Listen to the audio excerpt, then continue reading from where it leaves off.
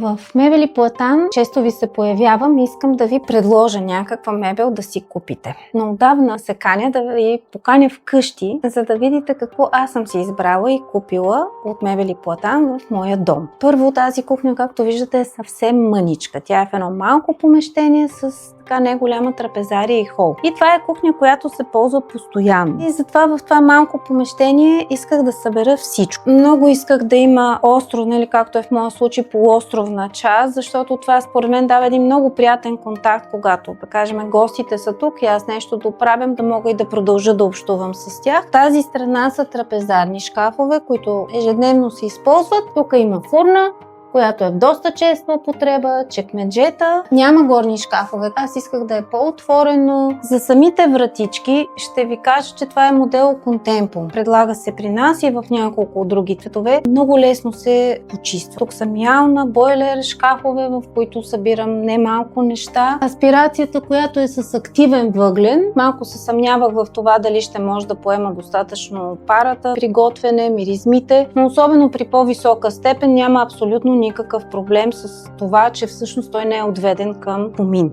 Този активен въглен, той се подменя през известно време, но мога да ви уверя, че върши работа. Тази част, тя не е толкова свързана с платан. Това са подправки, събирани от цял свят. Има интересни неща между тях. Смятам, че дава чар на общото помещение. Масата, арома и стол Apple.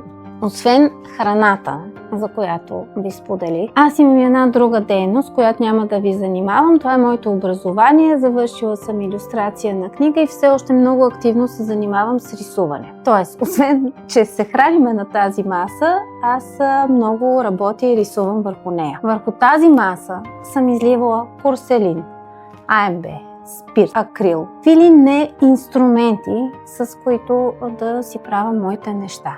Железна е, не е мръднала. Плота наистина не е мръднал, а за мен е много красива.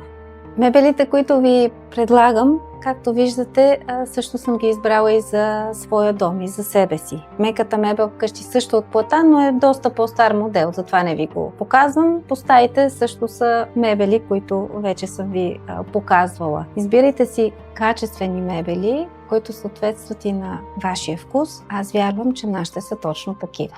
До скоро!